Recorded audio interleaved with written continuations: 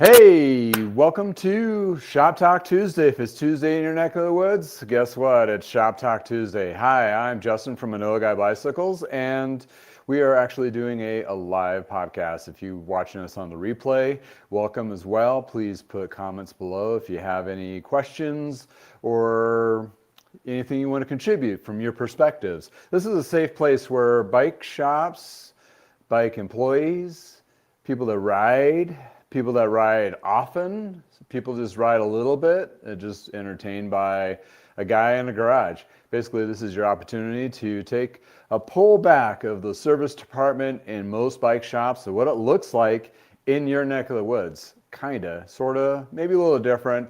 All of us characters in the cycling industry are, well, you guessed it, pretty much full of variety of characters. And yes, with that being said, I am one of those characters that have been around for a while. In any case, I want to give you an opportunity, either you're from a shop, work at a shop, own a shop, or what have you in between, in addition to those who either race novice to recreational riding, exercise a lot, or just thinking about getting into riding. This is a safe place for all of us to come together and basically be part of my community. It does take you to make this happen, so thank you for joining if you're watching live or on replay. If you're watching live, please throw in the comments like where you at and how you feeling today. Is it all good in your neck of the woods, or is it just chilly like it is here? We have the 30s, high in the 40s today, Fahrenheit, and I have a little space heater kind of warming up my space here and try to keep myself warm while I do this, and hopefully I don't start shivering as we're doing this. And if so, I'm gonna have to get up and walk around, i.e. you'll be able to get a perspective of actually my shop. If you're a first-time viewer and just kind of dropping in, welcome. Thank you for coming in, and hopefully you like what you see. And if you do, just a reminder, please like and subscribe if you like content like this. Well, in any case, here's the 2025. I know I'm a day early, but I'm not doing this tomorrow. So, in any case, we all survived another lap around the sun. Well, maybe some of us did, for the most part, at least those who are watching. And it's been one interesting year, to say the least. And there's some topics I'm going to go over, kind of a recap of the top news stories.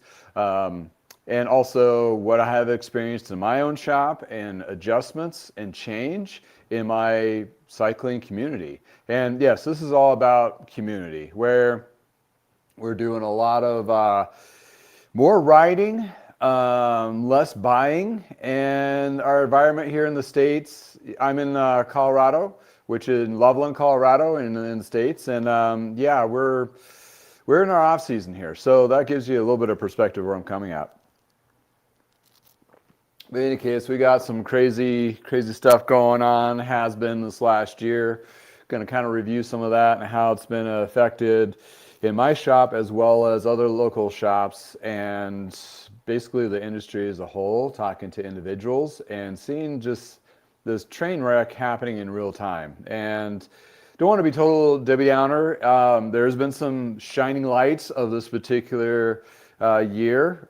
One is you watching me and this podcast growing. And now I'm actually uploading these podcasts onto Apple as well as Amazon and Spotify. So if you feel more comfortable listening to those portals, welcome and thank you. Any case, here we are, just going to warm up and let some people roll in. We got some people watching. Hopefully everybody's had a really good holidays, and hopefully we have some really good fun plans for the New Year's. My daughter's really interested in really wanting to watch the Stranger Things conclusion, so we'll be doing that tomorrow for sure with a bowl of popcorn.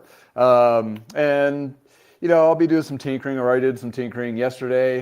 It's a little different, a little bit, I'm going to say harder. It's just different because I have a 10-year-old, she's out of school, and you got 2.5 weeks of balancing her boredom after the holidays and trying to get things done. So I always got to remind myself I need to kind of just block off time, which I had this year, but even more so, just make sure, you know, you're spending family time. And that's, you know, as with your community, hopefully it'll warm up enough that we'll be do some riding. We've been getting into bowling a lot, which is kind of fitting for my last name being Bollinger. So bowling with the Bollingers.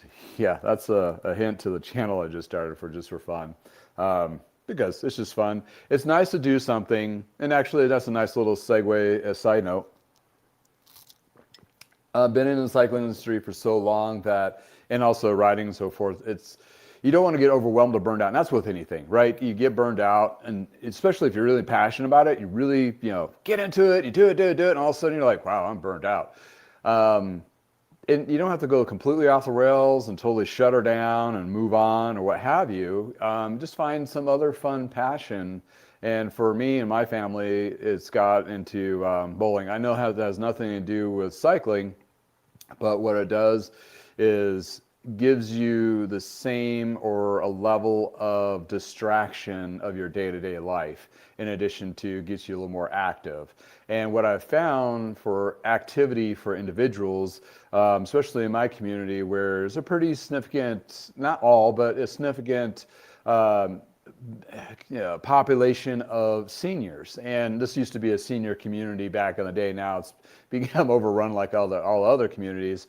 And the infrastructure on biking has definitely been a forefront, and something we've been putting into it, investing in the last 10, I'd say 20 years. And it's expanded to a point where we have a beautiful bike path system around Loveland as well, Fort Collins, and that's been continuously expanding. And hopefully in your neck of the woods, you have same kind of expansion of, recreational bike paths, that kind of thing. Just get the people outdoors. And now to this point where you can do a century, almost a double century, with not being on the same path twice, going the same direction. So it's pretty crazy how much they've laid some concrete and got it going and maintained it. Well, on those particular bike paths, I've been seeing a lot of increase of older individuals on e-bikes, and that's where e-bikes has become really popular in a positive way in our community, because it gets those people out there. Well, for me as a distraction, being in the mix of cycling for so much, bowling is my breakaway. When I'm bowling, I'm not thinking about work. I'm not thinking about repairs that need to be done, the stuff I need to order, and all the stresses of not making nearly enough money to support whatever, because bike shops, we're just not in it for the money. But you do have to pay your bills. So, all those stresses and family and so forth, and especially during the holidays, it's been nice to go out and just bowl. And goodness, my daughter and my wife and I went bowling the other night, which would have been our regular league night, but league was not in session because of the holidays, and we bowled like 9 games. I mean, it was kind of insane. So we spent a good 3 hours there, 3 or 4 hours, just getting out of our head, having fun, family connection. It also, it does, it's cold outside. It doesn't matter what the weather is outside. Enables you to have that. Cycling is very, people go into indoors and do indoor cycling and that kind of thing. Yeah, this is the time of the year when people are buying a lot of trainers, smart eating trainers and that kind of thing, to keep their legs going and warm and all that.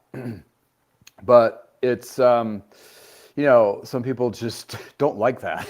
And either they need to do the spin classes with activity of groups of people, or they find some other activity. In Colorado here, we're very fortunate because our weather is very intermittent, in other words, and we also have a lot of sunny days in the wintertime. Right now, even though it's chilly out, it's sunny. If you're a runner, you can run or go walk or go hike. All those things are still available. And when it gets snowy, you have snowshoeing, cross-country skiing, downhill skiing, all those other activities. So we're very fortunate here. But that is a flip against the cycling community or cycling industry here, because when the first snow hits, your cycling season is over. It's done. So it's kind of interesting how that all works in a local micro market. But in any case, my business is also local, of course, but it does have a big component of national shipping and, with YouTube, international reach. So William, thank you. William Brown, 4403. Thank you for chiming in. Good morning to you too. Cold and windy in Maryland. Yeah, it's cold here, but not windy. At least the sun's out. So the walk with a dog, I can definitely see my breath carry. All right. Got I'm going to butcher this. Parashok. Thank you for joining. Vienna, Austria. Nice. Awesome. Thank you for joining. Boy, that's a new one on my list to check off. Not too bombing there. Cleaning the chain instead of riding. Yeah, doing a little indoor maintenance, kind of anticipation of doing some riding. I do watch a lot of like short videos on Instagram and so forth, and it's more of a global thing. And I see people riding in all sorts of places, and also in your neck of the woods too, where it's kind of like taking a tour. It's really cool. It's like you're taking. That's why I kind of like watching Tour de France. It's not just all about the racing. It's sometimes you're like watching and little bits of history they go into and so forth. That's it's more of a cultural thing. It's kind of fun to see a little window shot of their life and their cycling experience is really kind of cool. So thank you. I appreciate you for chiming in, and good luck on cleaning your chain there. You're in a good place. Ooh, minus 19 degrees. Joe O Channel. He's up north in Canada where it's colder in here and probably seen a lot more snow. And you're going to head out soon for a run or a ride. Nice. Yeah, I have to hand it to you, individuals that live in Canada. I've had some clients back in the day when I was doing Retail Toolkit, and it's you guys take advantage of whatever you have in front of you, which is awesome. It's a very positive outlook. If it's cold, you go do something. If it's nice and warm, you go do something. And Canada is a various parts of Canada I've been have been very beautiful. So it's one of those things where seeing and interacting with individuals that over the years that work in shops as well as ride and do recreational up there, it's pretty cool. It's pretty awesome. And again, hey everybody, thank you for hanging out at Shop Talk Tuesday. And right before I jump into the big melting 2025 recap, probably need to clear my throat a little, and winter is my fourth favorite summer season. It'd be my fifth if there was a fifth season for me too. Great one, Joe. That's awesome. At least you have a positive. Like, it's my favorite. That's my fourth favorite. Could it be lower than that, right? That's awesome. Great. All right, let's see here. Just want to do a little shout out to one of the sponsors of the show that helps me keep things going like this and bring a community to you. Just take a gander as I clear my throat here. Bicycle Wheel Warehouse in California has an excellent selection of wheels to choose from. They're pre-built, or also you can have them custom built up to various sizes. You can reach out to them directly if you have something unique like the 650 wheel or a different style hub. Therefore, it makes it an excellent bike wheel set company that actually provides good wheel sets without breaking the bank. You will find them being very trusted and true. They really hold up under a lot of different riding conditions and so forth. It takes the standard old school wheel building practices and puts them in a better format. But in any case, this is a wheel set you'll be really love to have. It'll perform for you for a long period of time, and the quality and the attention to detail is superb. You'll find information about this company in the description below, with also my personal coupon code. I hope you find a good wheel set where it works for you. Whew. I got fuzzy all of a sudden. Okay, were you adjusting? Fuzzy. Yeah, if you need some wheels on your new old classic, new to you classic or what have you, I've had a couple wheel sets come through my shop from them, and they're pretty solid. Definitely stand behind it. That's kind of part of my going into 2026. We'll talk about that next week. But for right now, yeah, they're a pretty good partnership, pretty good crew, great wheel sets in any case. So we're going to dive into 2025. It's been brutal. Needless to say, harder on some. Some shops are kind of economical resistant or recession resistant-ish. Some of us have been around for a long time. Some of us are new and just trying to figure out how you're going to navigate and what's this mean to me. And welcome all those who are listening in the shop and kind of just getting an ear shot of what's going on in other places. And you understand that you're not alone. This is one of those things that if you've been in the industry for 35 years like I, or just for 35 months or less, it's something we're all in uncharted waters. It's completely a bizarre twist and turns. And these are kind of the top 10, I would say the top 10 news stories, cycling within the cycling industry that may or may not affect even shops of my type or others, but it does have a effect in your cycling community. And if you're a shop that's servicing or providing services or new or used or whatever, even if you're just like eBaying out all your parts, it is affecting you as well. So the title, is, I guess the best way of framing it is it's a great reset, and great and not in a great way. It's the great giant colossal reset. And however that would resonate with you and your shop or your cycling, there's going to be a lot of things coming soon, and trickling. It's going to be one of those things where you may not notice it, but all of a sudden you have that weird hair on your face, and you're like, where'd this come from? And it's super long. It's kind of like that. After about 6 months, you're going to be like, what? If I took a snapshot between now and 6 months, it's going to be completely weird. 6 months ago, I wouldn't even known where I would be today and what I'm doing. I mean, I'm obviously doing the things that I want to do, but there's so many different little tweaks and changes, and some of it's been abrupt. Some of it has been kind of whiplash, needless to say, and some of it has been some good shiny lights out of it. So we're going to try to put a positive spin on some of these things.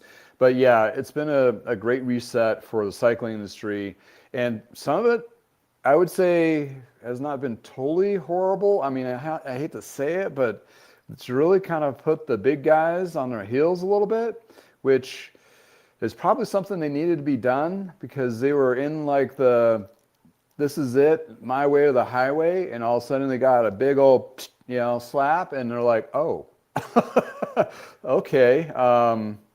And they're still, I mean, obviously they're going to still keep their attitude. They're going to keep their, I guess I should not say attitude in a negative way. Maybe they're a positive, or their branding attitude. Let's just put it that way. But yes, this is all basically my opinion piece on these. I'm not going to, I specifically don't target out of vengeance or anger. I've had in the past with particular brands or whatever. It's really just a non-biased bird's eye view with my experiences intertwined with this. And yeah, we've had to face a lot of different crazy, different economical headwinds, different sectors of the cycling industry, and it affects a lot of us in a lot of different ways. Is that going to change? Yeah, one thing you could expect, one thing for sure, is change, definitely. However that's going to change, we have not a clue. Forecasting is almost out the window for most, if not all of us. But there's some things we can take from 2025 and take with us in 2026 to give all us bike shops a fighting chance. And second, to help keep building our communities of cycling, and let opportunities for big corporations to, once it all resonates or settles or whatever analogy you want to use, finally, if they're still survive and haven't been acquisitioned or gone under, may have an opportunity of moving forward, and how those things are going to look for them and what they really need to focus on going forward. But this big slap, it was a pretty hard one for sure. And leading to that, the big slap definitely started with the big T word, not the big orange god and the White Castle. No, it's the tariffs that are coming out of there.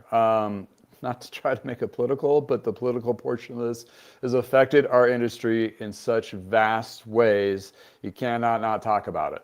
Unfortunately, it's put some huge disruptions, and the continuous disruptions are going to be affecting bike shops, consumers, and all of this. So talking about the tariff perspective of this, and really what it is, it's big threats, and how it's affecting the cycle industry is providing no stable way of forecasting running your business if you're buying products that are being produced overseas or out of the United States brought into the United States. And even though you are producing things in the United States, the raw materials are being affected coming from out of the United States into the United States. So there's a whole Pandora's box of layers of problems with this, and it's constantly being tweaked and changed, and if it's on, if it's off, we're waiting for the courts to say if it's legal or not legal or all those things. But regardless of all of the hot mess that's going on, a bike company that either produces bottle cages to wheels to full bikes are directly affected. What's that going to end result for the consumer? You cyclists that are riding your bikes and going, yeah, I'm going to get in, riding this season, maybe look for a new ride or maybe some new parts. Or I just need to get a tune-up and I need tires and a chain and a cassette, and even just bike lube and everything else in between that goes with cycling. Anything that's related with the word new is going to have a huge uncertainty of price and availability. We don't know. It's most likely the prices have gone up in your neck of the woods, and unfortunately, internationally, possibly. And again, I do sorry. I say sorry. From being an United States citizen to all those that are outside our borders, sorry. I'm so sorry. So sorry. If we're affecting your markets, your lifestyle, your cycling communities, because it's not right. Because cycling does not have borders, in my perspective. People like to ride in Canada. People like to ride in South America. And they do a lot of riding down there. I didn't know they had so many teams in like Brazil and Argentina and all those other countries down south. I mean, it's beautiful. It's great. It's awesome. Then in Europe, of course, which that's the epicenter of cycling for decades and upon centuries of whenever the first bicycle was probably made there, right? Sorry. So these affected tariffs are affecting raw materials, location of where they're being built, and they're stacked. And we're still sorting the legality of it. It's unfortunately we're in a situation where they're throwing at the wall and they're like letting the system tell them they can't do it. So if you're not really sure what the heck is going on, that's about as simple as it is. They're throwing things at the wall and they're letting the legal system work out the details if it's legal or not. Therefore, we're in this huge disruption. Well, what has that done to our economical problem that we have? I mean, things have gone up, some things are starting to go down, but honestly, any scenarios like this over the last several decades, when a price goes up on a cycling or sporting goods product, they usually don't go down. It nudges that needle up and it stays there. So unfortunately, the companies are not, if they are or not, or going to, or have been paying for tariffs and all that, just the cost of getting the products into the United States, the prices have gone up, and they're going to probably stay up. Only fix on that is our salaries to go up. So that's a whole other perspective. I'm not an expert, but damn it, I watch enough news and becoming one, unfortunately, and probably not well informed, but that is one of the big painful hangers that we've had to deal with in 2025.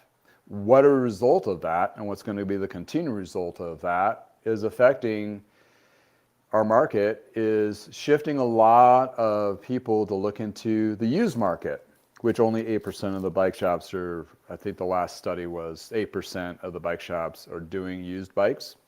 That is drastically going to change. I can tell you hands down, that is one of the golden opportunities for bike shops to shift gears from new to used, have a deeper margin, able to keep their staff busy, able to support that staff with the sales of those particular used products, either the bikes on the floor or selling online. I'm thinking about doing a video series on how to convert your bike shop from a new bike shop selling platform and how to integrate a used bike shop platform. Reason being is what I do for the last 5 years is solely used products, and therefore I have pretty much micro-labbed your success in my shop that you could scale in your shop if you have a bike shop.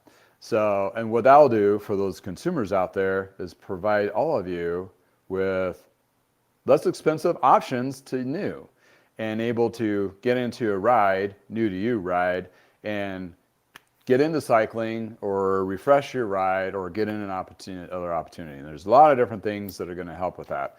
But one of the big disruptions is tariffs, and it doesn't look like that's going to change. There is no faltering of how our current administration is going to go from that. So they are sticking to it like freaking glue, and that is definitely the known factor that's going to have to go. Oh, William, thank you for chiming in. Oh, show us the ceramic coating that you use, please. Oh yeah, I will here in a second. Oh, Les Cam 51, thank you for joining us from Idaho. Cold as well. Yeah, we've had a colder, warmer than average now to colder hitting us in the States. So it's been pretty chilly. Yeah. I use ceramic slam as from Lithium.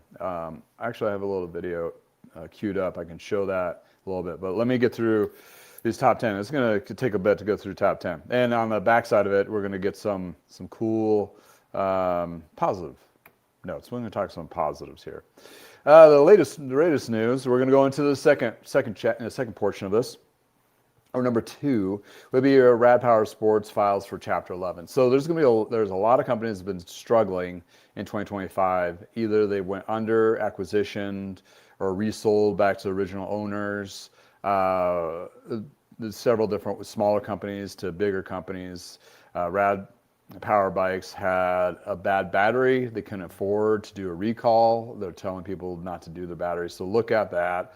Also, they filed Chapter 11 and switched to a new CEO or FSO or a new leadership. And you could just tell, there's, in my perspective, what I've seen in bike companies before in the past, Schwinn is one, I'll probably have a banner here somewhere, and various others, that they have a good branding name except for their big latest hiccup on their batteries. But other than that, I would say the CEO most likely, in my opinion, is just going to try to bolster the company to the point where it can be sold. In other words, reorganize under Chapter 11, get the branding, get a line on another company to buy them outright. And then either for the name or for whatever. The unfortunate part, there's not that many companies out there in a position to purchase other ones, although there have been some acquisitions currently. But that might be an opportunity for one of those other companies to absorb this one. I don't see it, in my opinion, that they're going to be able to dig out of this because there's a decline now on e-bike sales for a couple different reasons. One, they've been out for a while and started flooding a little bit of inventory. Second portion of this is basically the rebates within the United States. If you don't know, within my state, they had a pretty big rebate on e-bikes and also vehicles. The e-bikes will be, they did reduce last year, and this year going to in 2 days is going to be cut in half again. So the rebates are shrinking, therefore the cost of the bikes to the consumer are going to be more expensive. Even though Rad Power Bikes is more of the lower price point-ish of e-bikes out there, a lot of companies like Trek and Specialized and Giant and everybody else, Pedigo, that make e-bikes are going to try to bring those prices down a little bit if they can to offset the loss of the rebates and the hype of that. It's not looking good. There's already been a pullout of several e-bike brand companies, or they did e-bikes and they no longer are doing them or shifting to other markets from various reasons. And of course, there's that tariff problem that makes everything a little more complicated as well. So that being said, that's the latest later portion of 2025. Are you going to see more companies like this going into 2026? Most likely. Our economical state is not going to shift quickly back into a different direction. We're really not sure what direction we're in. It's really a big fog. And unfortunately, there's no clear numbers coming out that's another thing, coming out like, can you even rely on the numbers that are coming out? Because they're being fudged, or it seems like, or they're late or delayed or not the whole picture. That includes the government shutdown and cliffhanger. We are up against another one in January. So most likely that's going to happen, unfortunately, which is going to cause more reporting to be muddled and so forth. So number 2, Rad Power Sports. They're not the only ones. It's going to be more companies are going to go through this kind of troublesome outcome, and hopefully they can reorganize and see the guiding light at the end of the tunnel. But we don't know how far along this tunnel is. So in any case. Whew. Yeah, sounded very depressing, huh? That wasn't very much good out of the top 10 here. The other one, number 3. Whew, take a sip of coffee. Maybe I need to stand up for a second here. Please watch Vital Bike Chains. Bill, if you're watching, this is for you.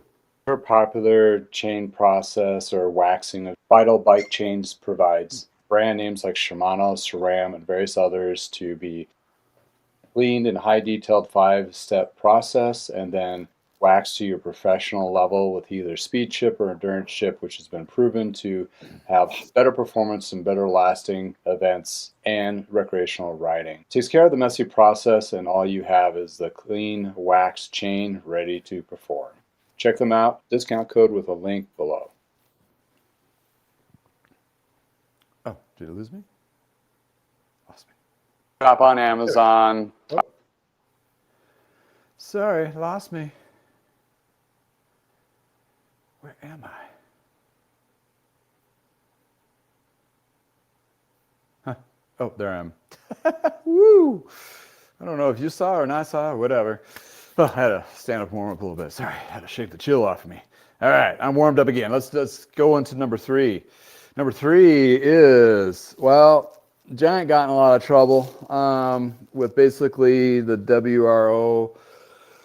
United States, actually, U.S. Customs usually slapped them on this one. Basically, human rights conditions of their employees, basically their migrant worker staff. And I have a video or two, even with Mr. John Bradley, which has gone overseas to work over there, and some really good insights on that. The good news of this, I would say, is really put a light on it, and therefore they've done some corrections, and it was kind of like a warning shot for all other companies, Merida and various other of companies in Taiwan and Vietnam and Cambodia and various other markets, that you better comply to human rights conditions or we're going to not let you bring products into the United States. It basically is a pretty hard stop on that. And although I don't think there's any products that was held up from that, but it really kind of gave them a slap on the hand. And I would say being in the industry for this long, you always kind of had a blind's eye to where your products are being made to some level, because you just know that some of those countries, the living conditions are not all that great.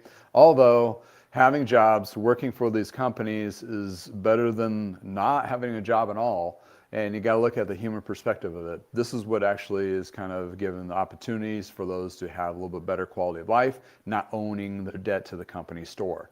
Therefore, we've had all those protections put in place for us in the United States, and that was a long time ago, but those same practices were being used and now need to be disbanded. So basically, hopefully it gives better conditions, better living quality conditions, and you're not working for a company, basically you're paying your debt. So, I mean, you shouldn't have a job to the company when it shouldn't work that way. It's illegal, and it's a global legality, and it's something that it's actually, I'd say that's more like a shocker, eye-opener, made everybody think about it. And I implore companies like, obviously Giant, but Trek and Specialized and other brands that are big that buy a lot of products from various companies. I mean, Trek comes out with a impact sustainable report, and they're more concerned. The concerned report is about how economical impact of what's being made where and who's making it for them, and are they reducing emissions and waste and all that. That needs to be put into that report of where those products and materials are being made, what's the living conditions, or what's the staffing of those particular companies, and are they complying with international law that they've signed to basically be given, human rights to, giving rights to those worker rights, that kind of thing. So, any case, that was a pretty interesting topic, and it's kind of hard to discuss when, like, you're getting stuff from a country and you're like, no, you hope it's not slave labor, but it's almost impossible to think there isn't not any kind of shady stuff going on. It's business; they're in for profit, but yet this puts a shining light on that particular painful part, which I think it actually was more of a positive thing. Hopefully the outcome is more obviously the outcome is going to be a little more positive, since there's going to be inspections on that kind of thing. So in any case, but yeah, that was pretty interesting for sure. Absolutely. All right, the other one, on the tech side, Shimano Q Auto refines entry-level riding. Yeah, Shimano's coming out with some new products that are bringing prices down on some of the products, especially the e-bike or the electric shifting portion of it. So that's interesting. And as well as some other products got released, like the 13-speed from Campagnolo. So looking at 2025, there's some companies have released some new products. Specialized has a newer road bike, I believe, and Trek came out with a Checkout gravel full suspension, although they may have not produced a lot, or they were not least introduced into the United States as many units because of, you guessed it. But anyway, the scenario is when big companies, they always have R&D and they have new stuff on the line coming out and so forth, and they sometimes hold it to where they need something new to get people excited about getting this, getting the new bike or something, new shifting on the newer bikes and accommodating all that. That's always been the case. And you'll see more innovations and so forth of trying to get people to buy something new, because that's what they produce is new. Trek and Specialized, they really can't shift gears and just start selling used, although they could, I guess, if they really thought about it. They could take advantage of it. They are, well, Trek especially set up for it, but they're just kind of blindsided to it. But, it's one of those situations where that's where they have probably the fastest, easiest impact of sales increase in the market. The biggest one, and I remember this in business class back in the 80s in high school. What was the biggest thing in the 80s? One of the biggest marketing campaign. If you're old enough, you remember. Remember New Coke? Tasted like crap. New Coke, right? That had the biggest insurgence of sales in its time per percentage per capita. I mean, the numbers wouldn't translate to the numbers of the day because the population and all that are people buying, but the percentage increase was massive. So therefore, a lot of these companies are going to see what in 2026 they can bring out that would possibly give the shops something new that people will be drawn to come into the shops and check out and possibly buy. So that's just kind of the change. They're going to be pushing that because right now they can't just, the volume of sales are going down. So they have to bring something in to jazz people up to hopefully buy new. I don't know if they have any levers left, but they're working on it for sure. So number 5, which is related to number 2, the collapse of the e-bike company, electric company, bicycle companies are just degrading. This is based off the California one that closed, but you're talking about the actual, that company collapsed, but there's going to be several other ones. That one was an electrical bicycle company in California. Did chapter 11 or chapter 7 bankruptcy, basically, in and done. Also saw this with a white label carbon wheel company, which some people in the industry, Chris King and various others, picked up and tried to we'll take care of the warranties and so forth. So that's just another disruption. It's kind of like one of those things where some of these companies, they have a lot of successes and they get ahead of themselves, think it's just going to keep going, and then it crashes underneath them. So even if it's a downturn dip, that's how volatile their business model was to begin with. Peloton, if you've probably known of Peloton, has gone through some of those dips, and COVID basically saved them because they were on a train wreck to bankruptcy and liquidation before that hit. And now they're trying to redo their branding and so forth, but yet they're still having problems.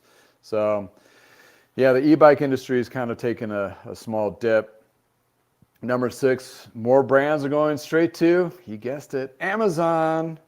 Amazon is selling Canyon bikes and various other, you've seen a whole bunch of other products from Park Tools to polishes, from Atoms, from Lithium, everything under the sun. Amazon is, for the United States for sure, the epicenter of selling stuff and getting it fast.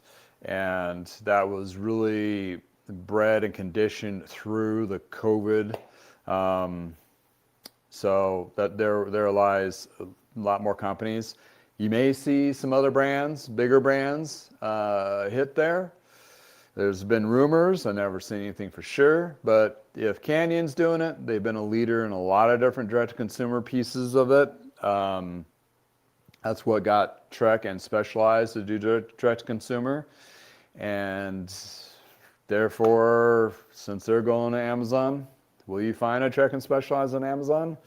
Nothing anytime soon. That's a pretty big switch to flip for them. Plus, because they have dealers to deal with, the backlash on that would be just not good. Canyon doesn't have their own retail locations either, like Trek and Specialized do. So, and Pond Holding. So I don't know if you're going to see those 3 go so quickly. Although they're already selling direct to consumer through their own portals, so it's not splitting hairs really, quite honestly. In any case. So that's the 6th big topic. Number 7 in U.S. imports plummets 24%. This is a report that finally came out, and still numbers are not super clear. Maybe it is clear, but between 23 and 24 to 25, we're down 24% of what's coming in the United States that's new products in the cycling industry. It's huge. I mean, that's a lot. That just tells you how much the tariffs affected and how much people are not buying. Most of the companies are bringing stuff into the United States for the mass volume portion of it sell globally. So, for example, if a company is like United States company, they're bringing in products, but they sell globally, they may shift their inventory to go to different markets, the European market, Australian market, South America, anywhere other than, because it's too costly, and then therefore they can recover some of their losses in those other markets. Although, are those other markets strong enough, or economies are strong enough for people to feel comfortable buying higher end bikes?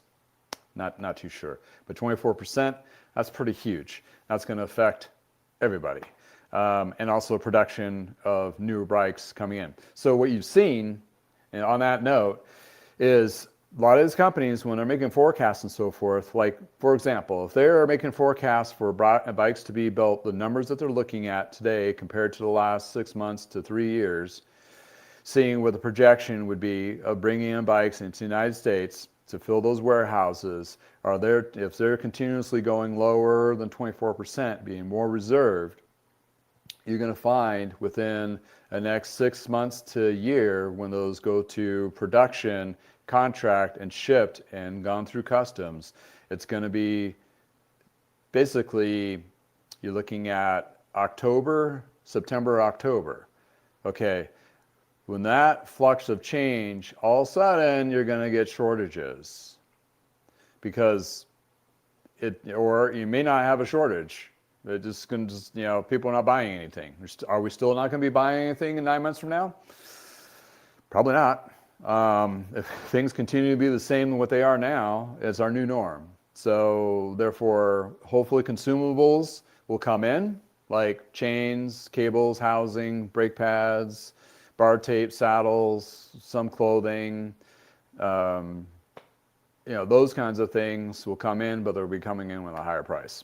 So that's what we're going to be looking at going forward into the second part of next year, and it's going to be painful by that six month shot, for sure. Anyway, I need to take a break this and shout out to those who are in the chat. Awesome. All right. Real MTB addict. Nice. Whoa. Hell yeah. Nuts, right? Thank you for joining. Colorado classified location. Yeah.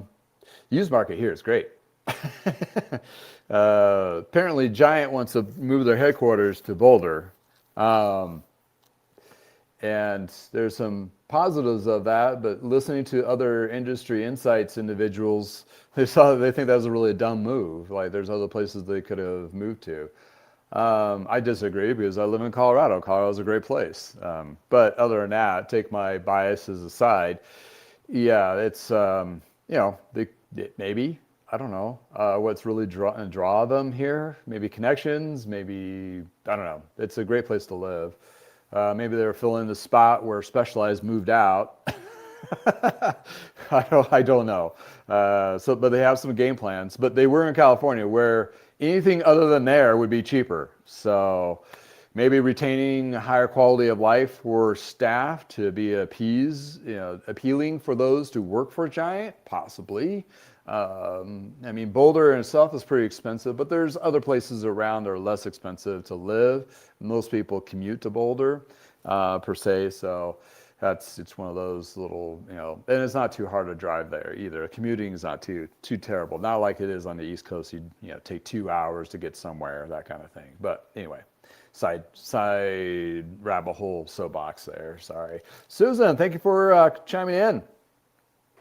From Canada, Thousand Islands, Ontario, Canada. Sunshine and bittery. Very cold. Yeah, you guys got some cold. You keep it up there, please. Please don't share. It's chilly. We're doing a little bit of cold, but not the Canadian cold. So hopefully you keep warm, and hope it's sunny enough to get out and do some light recreation. That kind of thing, for sure. Absolutely. So yeah, 2025 has been nuts. We knew that after the results of not this November, but November before.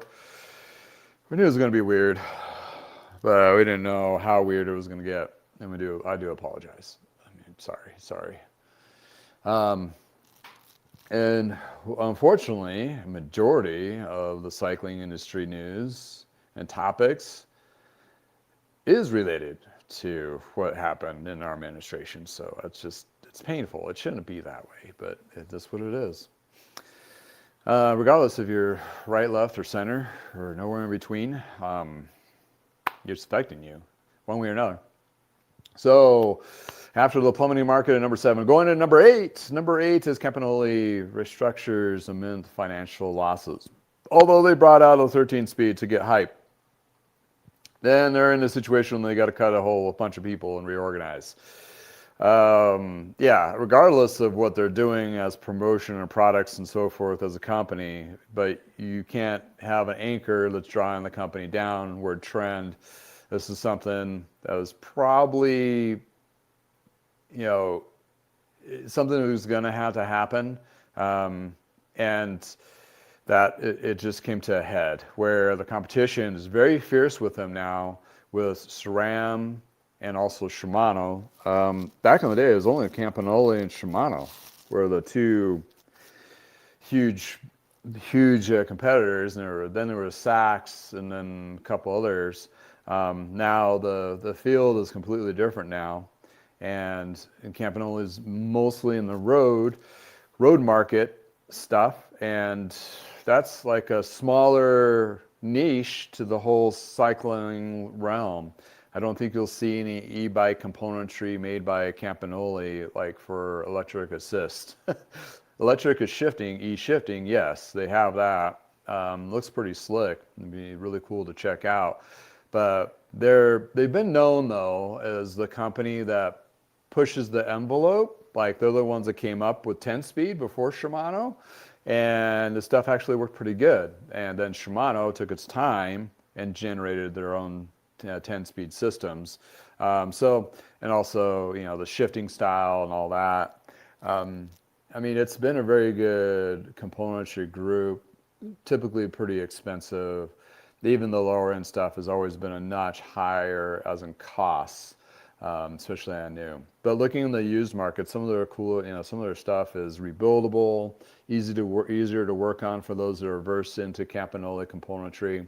So they do have a sustainable used market that does support the newer stuff. So it's kind of like one of those things, if you're a follower of Campy or you have bikes with Campy, the most inclined to buy maybe another bike with Campy if you enjoy that experience. So they do have a good following, especially in the European market, especially with the Italian frames that are being produced. So you'll see a part of that. Well, what I've seen Campagnolo back in the 90s got big enough to a point where Trek was actually mixing Campagnolo as well as Specialized in their actual bike line. So you'd have a couple models that have a Campy or a Campy option kit. Not so much today. It's like SRAM or Shimano for in the States. So trying to combat that and break back into that market might be a little tough, but pushing 13 speeds, that might get some hype, get some excitement, something, get that new Specialized high-end fast road bike, Specialized with a Campy kit. It might be kind of cool, eye candy conversation piece for those who, have the lifting finger. I can't afford it.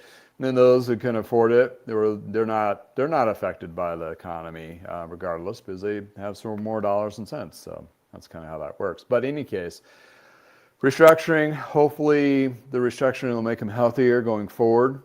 So when all of us get through what's going to be happening for the next couple years, and yes, I did say that it's not just going to be a quick recovery. Unless there's something that's unforeseen, most likely it's going to be a slow crawl dig. And that's just going to make a lot of companies become more refined, as in Campagnolo, restructuring, so forth. We've seen a whole bunch of it already, and I think it's going to continue to do so. But here's the Campagnolo. Best of luck to them. I mean, hopefully they can, dig out and go forward and bring some cool products to the market. Because I think there definitely needs to be competition between Shimano and SRAM to make them either be better the componentry, do better, and also at the end of the day, you get better quality product mixes from all three companies for competition and drives the price down a little bit, hopefully. That's going to be really needed, for sure, really needed. Go back to the chat here for a second to warm up. Oh, Susan, you're like, oh, it's cold. Yeah, the older you get, the more you feel it. I used to laugh at the cold until it hit 40, negative 40, but now negative 20 is nasty. I don't think it's just us getting older. Maybe it is. Yeah, it is. I want to complain, and it's like, nope, it's just getting worse. It's not me whatsoever, or us that are getting age. Yeah, we spent a couple days in New York City. Lovely, beautiful city. Checked it out first time, Times Square and all that. I took my daughters for a golden birthday, and we had a blast. But it was like in the Fahrenheit in the 30s, high, and with humidity, and boy, that was bone chilling. It really did slow our roll. And here in Colorado, it's arid, which means it's dry air. So even though it's cold, it's not that bad compared to that, but still, it's pretty chilly. Jeff Miller, Centennial, thank you for chiming in. Appreciate it. Thank you for hanging out on the Shop Talk Tuesday. And today we're going over the top 10 news cycles of 2025. And we're getting almost to the end, so we can start working on more positive things, or talking about more positive things. Yeah, stop writing at negative 10. And that's Celsius for you. For me, 40s Fahrenheit is about the lowest I'll go anymore. I used to do lower than that. It's harder for me to breathe and all those things. My body, I have less nerve endings now, so I don't feel the cold as much.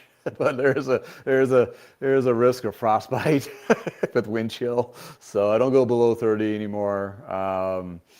It's just not fun. And cycling for me, I like it to be fun. I'm at that age. I want to enjoy riding. I'm not training for anything. I'm in for the long marathon of life, right? I'm just being active, however that is. But yeah, if I have a nice afternoon that gets warm around 2, I'll jump on the bike and go for a quick one, and try to stretch those legs out and that kind of thing and warm up. In any case. All right, we're almost done with the top 10 of terrible news of 2025. Number 9, CPSC proposes strict new battery regulations. Well, I think that needs to be done, because case in point of Rad Power bringing in bikes in the United States with battery issues and not able to afford the recall on them. Something needs to be done. And when you're talking about people losing their homes because they bought a bike, it's not great. And it goes back to the day of those scooters. Remember those scooters, the 2-wheel things that people would ride and put them into the Christmas. I don't know how many Christmas trees was caught on fire that year. So regulations with anything that can cause a fire or damage, definitely a positive that needs to be done. Case in point, back to New York. When we were walking around, I think maybe I saw one manual bike. Everybody was on e-bikes. Even the Pedego bikes were e-bikes. These guys were everything's charged there. And I could see all these reports, you see, hear these reports big arrests or e-bike issues or batteries or issues, compliance or whatever, going off in the air. It's like, what? It didn't resonate until I actually was there walking around. How many people were on e-bikes? It was just amazing. Just a massive amount. All the carriers now, they're running around delivering packages or whatever, food and whatever, all on e-bikes. The Pedego ones I mentioned are electrified. They all had lights and stuff on. They're really kind of cool. I should have took more pictures of those. But it was so cold, I don't think my hands would have gotten a very clear picture. But it was really interesting. Pretty cool experience. But I can see, going back to issues with that brand as well as others, one of the big things, and it's not on this list, is the death of de minimis. What that was, you can sell stuff under, I think, 800 into the United States without going through customs, just direct from whatever country to your front door, United States. That brought in a whole bunch of really shady products that was not being checked for anything, including super inexpensive e-bikes where you can never get parts for. They're probably not designed to be anything safe, and they're flooded in the market. I think that was probably a good thing because you don't want anything coming in with lead paint or toxins or anything like that that would be stopped at customs if they were produced with that products. And also the regulations on the batteries. So the thing is this is not going to hurt the companies that are already, probably most likely not going to affect the companies that are already doing their due diligence on battery safety. It's going to affect those companies that are really doing mass volume of shady stuff. And make, it's just a safety thing. So there'll be some disruption there, but it is definitely something that's something you want to definitely bring quality control up for sure. Oh, and the last topic is, just mentioned it before, number 10 was Giant Group USA relocating headquarters to Boulder, Colorado. Like Mork and Mindy Show, Boulder.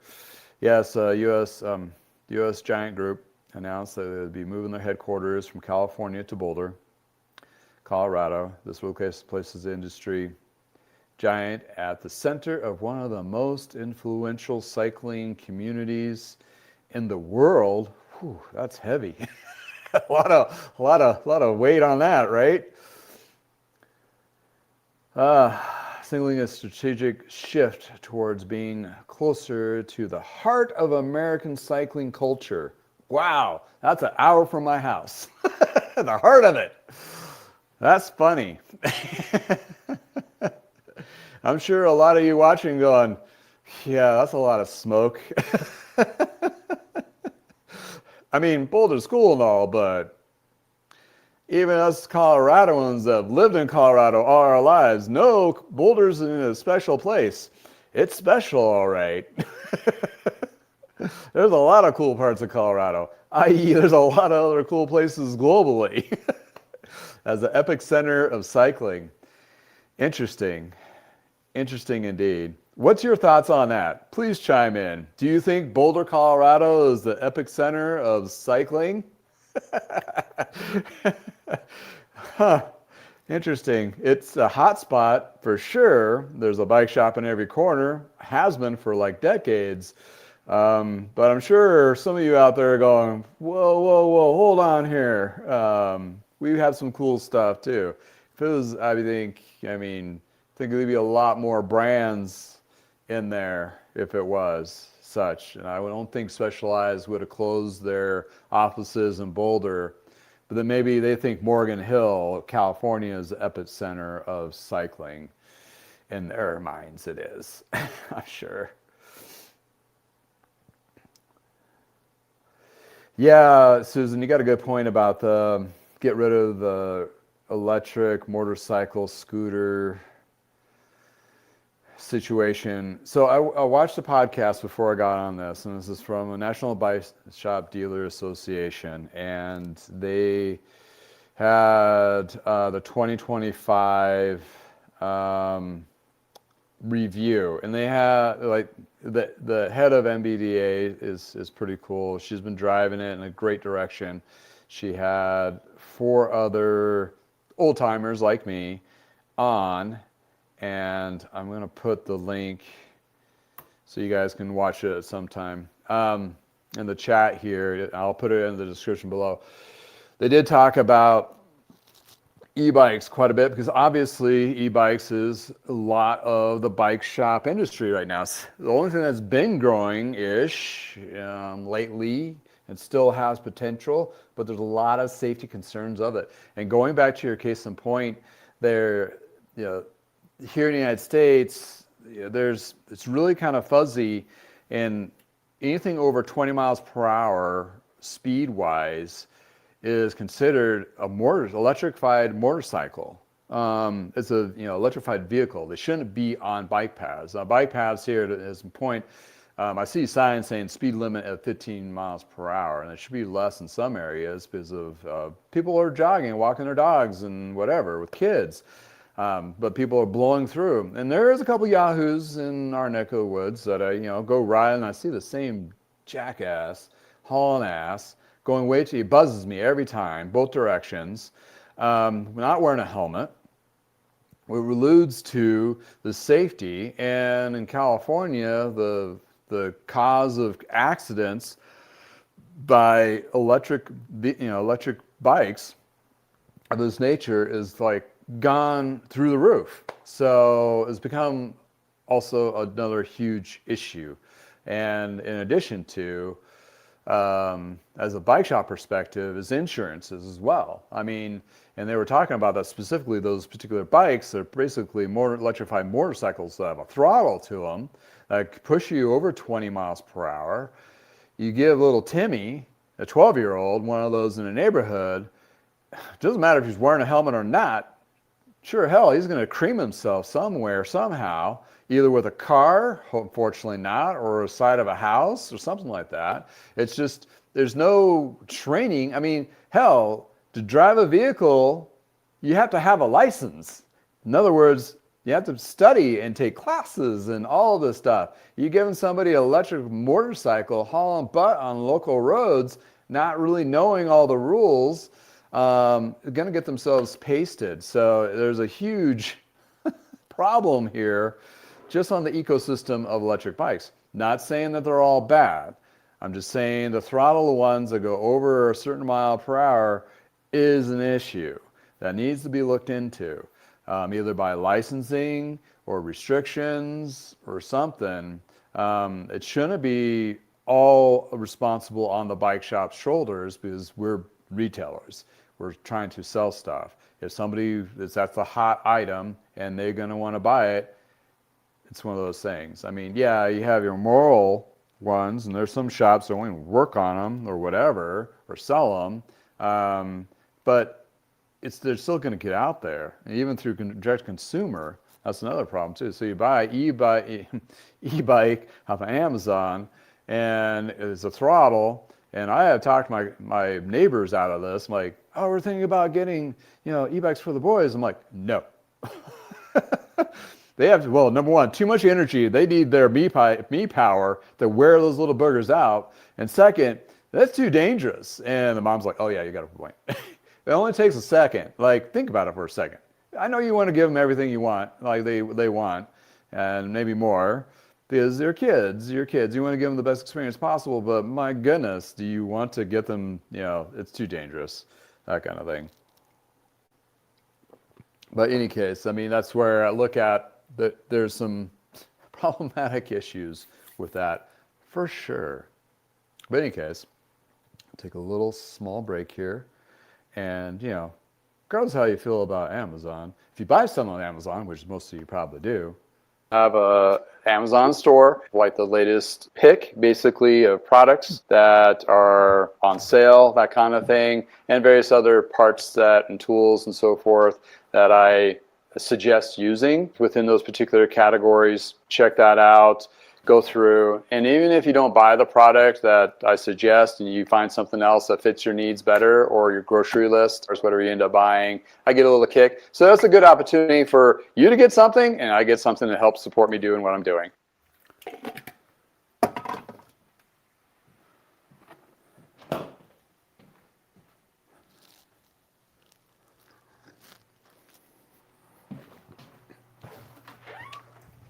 I'm coming. I got some coffee. Figured I'd take an opportunity to get some coffee. Yeah, coffee. Keep myself warm. Hopefully I don't lose too many. Yeah. Anyway, yeah. Yeah, I mean, most influencers here on YouTube and everywhere else say Amazon. So if you're buying your groceries, whatever, please don't buy an e-bike. But if you're going to, I guess. Anyway, yeah. So that's the top 10, some really horrible, crazy industry news type stuff. And going forward, it's kind of, I mean, there's not enough time in a day to report on everything that's going on that's affecting consumers in general, buying bikes and so forth. But as the bike shops have found, the ones have currently found, and some of you are listening in from some shops, a lot of you have found service to be a huge lifeline for your shop to going forward. And that being said, that lifeline is really, kind of reinsurged the heart and soul of the cycling bike shop, because a lot of shops started off, if not mostly a service center, and then sold bikes, or they may have had one or two lines that sold bikes, and that changed quite a bit from the 80s and the 90s to now. Now they have showrooms like car dealerships, and then you have bike shops like mine, which are just service centers-ish. And that's been a huge lifeline for a lot of shops. Well, the problem with that, unfortunately, is for in the back end, they have to train their own staff or find old relics like me to work for not very much to help cultivate the new bike generation of mechanics. There's a few locations that still, have schools, but they're very far and few in between. And the big one that used to be around was called Barnett's, which was purchased by QBP and then liquidated. That was in Colorado Springs, where it was. And even though however your opinion was of their training, at least it was something versus nothing for somebody who wanted to get into the cycling industry. But I think there's more opportunities now than there was back when those schools were available, which is kind of an interesting twist, because you have more shops that they are corporate owned, or bigger shops possibly, that are providing livable wages with benefits and 401k and paid vacation and all that stuff now than he did ever before. Performance had that when they were in play with shops, but now that's been replaced and quadrupled by Trek specialized corporate owned stores, as well as, Pond Holding only has a few, but they have a new director of their retail portion of it, and this person is interviewed and worked with MBDA, and that the sheer position and the person in that position would make you think that they are anticipating a bigger play. In other words, they just didn't hire this person to babysit a handful of stores. And I have a very unique perspective of this because I worked for a big bad chain store, Big Five Sporting Goods. They're not bad, they're fine. But they are a sporting good chain in California based that goes over even to Colorado. So they're in like 10 states or something like that. And they had over 400, now probably 500 locations. So knowing how the eco-structure was for them of opening stores and so forth was, when Trek started this, buying up stores, I knew exactly what they were doing. This is, they didn't do it well right out of the gate, but they adjusted and they're doing a lot better now, what they're doing. But the first, I would say first 100 acquisitions were probably rough. Now it's a little more streamlined, and they closed quite a few because that was part of the business play, kind of like how Blockbuster did their thing. If you don't know what Blockbuster is a video store. And they dominated the market, and then they closed stores when they needed to because they're like, oh, it's saturated, we'll just cut a couple stores here and there. Okay, so that's disruptive though for the cycling communities. One is entertainment. That's Blockbuster. Bike shops do a lot more than provide entertainment. They're providing health. They're providing a place for somebody to, getting to ride, to keep their vehicle going, commuting, whatever. There's a lot more different perspectives than just entertainment. So when you're looking at that of a loss, that somebody that was renting videos versus a professional tech loses their job, it's going to be a little bit harder for them to find another bike shop job, especially in a shrinking market as it is. So they'll be doing something else. But there's opportunities if they're willing to move. There's going to be different places they can move to where they are looking for good people. Will and Sprocket, for example, I saw a couple ads during the holidays that they're looking for a general manager from one of the locations. There's job opportunities out there, and they'd be a great outfit to work for. I mean, if they were close to where I am, or if I lived there, I'd be like, hey, Noel, give me a job. I'll do anything for you. That's the kind of company, family business I would resonate with, I have resonated with over the years. So what I'm talking about, though, is the shrinking of the mechanics, and there's not really a portal for new mechanics to come up and have fill in those positions. Well, right now, it's probably not so much of a shortage because there's shrinking. Bike shops are going under and what have you. But there's going to be a time where the sales start going back up again, and people are wanting to buy new. And then that case in point, you're going to have, some of those shops are going to look lessly favorable to the service departments because they're making easier money selling just new stuff. Worked in a couple shops where you didn't get paid as much as you should for how complicated your job was, how complicated the bikes were, and the technical skill that you have it was never validated. Now it's getting closer to being more validated in some places, and that is unfortunately in the corporate stores. And that's where you can't fault a person that's loves cycling working for a corporate store because they're getting vacation time, they're getting paid sick days, they have 401ks now, where I didn't have any of those from working at an independent bike shop sometimes. And if it was, then you're getting paid not a livable wage on top of all that. So it's more so like a passion job. And then that drives people just to do their own thing. So in any case, I mean, we have a lot of huge, massive disruptions and so forth.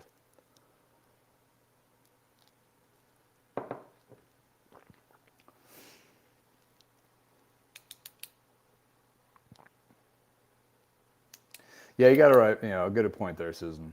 But yeah, but the social media portion, I mean, it's like, if you can't beat them, I wish. But in any case, yeah, you're right. I mean, I've vet other directions for sure. But yeah, it's been interesting for me. Now, let's kind of recap what I've been doing. I mean, I started doing this by just refurbishing road bikes for people to get into road riding without having to pay over $1,000 for a bike, and something that's been fine-tuned and fitted to them. Fitted. That's a weird word, right? In a lot of cycling circles. So that worked really well, especially when COVID hit, and worked really well for a couple of years after that. What has shifted for me is full bikes, even in the used market, they're not selling very well. Some sell pretty quick, but it's a gamble. It's more you're playing roulette, not necessarily a solid thing. So for me, for economical reasons, for money going in the door and keeping the lights on, is shifting to more service and more refined service, which has been working fairly well, knock on wood. That'll continue, and I've had some really good customers, multiple bikes, and they have me do the lead service and stuff like that for them, which is awesome.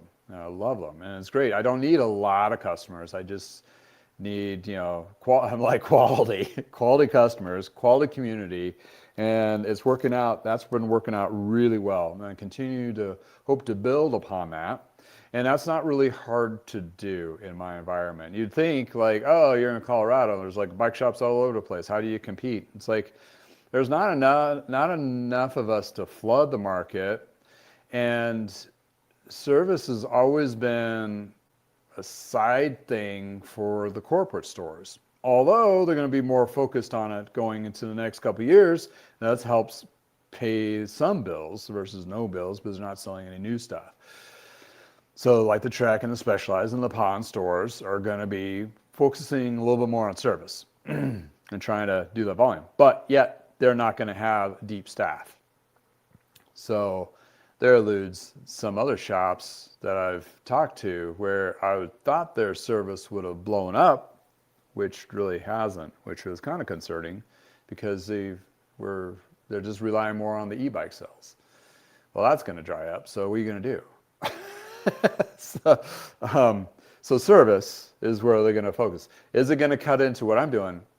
Not really, because I'm kind of like, I'm not a generic service department, like not like a Jiffy Lube for, getting your oil changed kind of thing. It's more high detailing, high performance type deal. And it's not, my prices are cheaper, but I'm not really coining to be cheaper. It's just my running costs are cheaper, but that's going to go up. All shops labor is going to go up to help support the costs of labor, of technical skill, training, and all those things for sure, which is good. But it's going to cost the consumer a little bit more, have their bikes tuned up and so forth. So they're going to be, if you're if you're a consumer watching this January and February, that's when a lot of, off season, depending on your neck of the woods, that's where you can take advantage of those discounts on tune-ups and also get a high quality tune-up as well. So it's not a volume thing. It's a high quality leftover mechanics from the season, and they're slower, so they're going to spend more time to working on your stuff. They're under less stress, and you get a little bit of discount. So it's a win-win. I.e., same here. I'm still getting appointments going out through January, and not as further as was at the tail end of the season, but that's fine. But they're for me, for a business, I can still pull some levers like, oh, well, I can take 25% off or whatever, if I need be to do so. And, that's kind of my business model, but I don't heavily rely solely only on service. So therefore, and I don't sell new. What do I sell? I sell used. I sell used bike parts, and the bike sales for bikes have gone down. What do I sell? I sell bike frames, wheels, shifters, derailleurs, that kind of thing. That's a twofold. Number one, I'm providing good quality used parts for those other mechanics out there trying to fix a bike that's older, or those who are riding bikes that want to fix up their vintage 19 or 2005 bike, or a Trek 5200, or whatever, and be able to match the parts to that and have a good chance of getting that older ride to ride like new. So then providing that service and some frames. Some people want to do a complete custom build out, so they can do this particular bike frame and do what they want to do with it. Or their bike cracked and they need to swap all their parts out, whatever the case may be. There is opportunity there. For me, it's pretty good, because let's say you buy a bike for $400 for used, and you clean up the frame and the wheels, and let's say a couple of things you just can't resell because it's damaged or whatever, but maybe you can get majority of your costs out of it by just selling the frame and fork, and then the parts on it is going to carry the rest with a 50% margin. So you end up total selling everything out. Once it sells everything out, you're at 800. Okay, business 101, that's great. You made Keystone. 50 to 55% margin. That's where, on average, where a lot of bike shops are making on their used bikes and parts. So if you do your buying correctly, very fine-tuned. I just don't buy anything under the sun. That's just not my business model. I'm very precise, knowing on certain things that in my cycling community or culture, whoever's following me on either eBay or my website or whatever, is going to be looking for specific, types of bikes.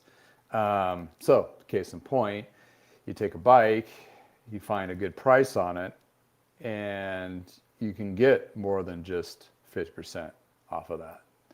You can get maybe 3 times more of that. Maybe you can get, spend $200 and you get $800 out of it. Therefore, you're getting way more margin than you would on any new bike.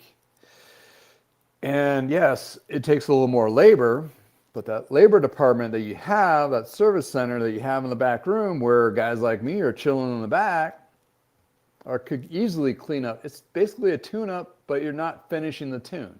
You're just strip the bike down, clean all the parts, touch up everything, make sure everything is working, right to the point where you can put everything back on.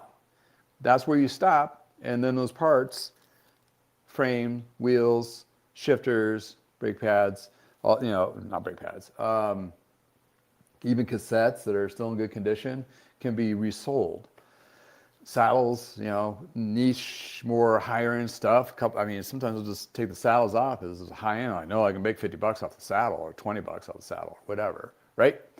So keep that in mind. And this is more talking to the bike shop people that are not diving into used, but you should really look about it. Now I probably think I need to do a series of how I got into it, how I'm doing it, and where you can see the shining light of that, and how you can be as a business owner and understand the dynamics of how you can really leverage your current staff to make a better profit. Therefore, you can, number one, secure their employment, and second, give them raises by March when it comes into the raise season evaluation, March, April, which is typically what you'd see here, versus, oh, I can't give you any more money, and if anything, I have to give you less hours. Retention of good people is always the name of the game in cycling industry because they're hard to come by. Good people with good skill sets are pretty much impossible sometimes to find, especially when you need them. So, therefore, you can really leverage the used part. And this is like a secret sauce, but it's really not that secret. But there's a flow you can do in any business model, bike shop, to leverage and shift gears and make a significant better margins on products that we already have here in your local communities versus waiting for some price increase on some Continental tires or SRAM chain or Shimano cassettes, which are going to cost you 20 to 30% more than they were a year before. And guess what? The bike shop is not making that margin percentage increase. If anything, their margin is going to be less, but they're going to have to charge more, which is very painful. And then you have some Yahoo on Amazon or eBay selling some chains over a couple bucks over your costs leveraging QBP's direct consumer portal. You know who I'm talking about. There's several of them out there. And it's just like, it's like you took Performance Bike back in the day, which was everybody's bike shop's nemesis. Like, these guys are horrible. They destroy us. And Ash Bar and Supergo and all those, fancy names back in the day, direct to consumer. Well, guess what? Now there's hundreds of them. How do you compete against that? Service. You're servicing somebody when you're giving them a used product to be able to buy. You're servicing them if you give them a used derailleur or wheel set that's still in good condition. You're servicing them if you can sell them a bike that's used but it's new to them and it works great. You're servicing them when they need tune-ups done on all the other bikes that are sitting in the garage. servicing them if they need to get rid of some of those bikes out of their garage to make room for new bikes or just whatever else. Service. You're the person. You're the connection. You are the glue of the cycling community that you need to just find what your super glue moment is. Whoa, that's a good quote. Find your super glue moment. What resonates in your cycling community, because that's where it's at, people. And if you're just doing service and you're doing great, that's fine. But in the back of your mind, you're like, well, if I pick up a couple of bikes and if it gets slow, I'll chop them up and sell the parts and clean them up. I mean, there's no shortage of opportunity. You could be competing with the other 20 Shimano Ultegra 9-speed 3x9s, but at least you're getting it out there and good quality, clean, that kind of thing as mechanic, instead of just somebody just pulling something off and selling it. I mean, I go through it, I clean them, I inspect them and all that. They're good to go for the most part. I mean, of course, there's some outliers, of course. That's with anything. That's with new, there's some outliers. Look at Rad Sports batteries. But I'm providing a service for that and some cool stuff and some videos to build and hopefully bolster the community that I love and support and I'm much a part of as well. I'm not just a money grubbing person that does what I do. I'm a person that cares about what I do and the customers that I serve and the community that I help build up and all those things, right?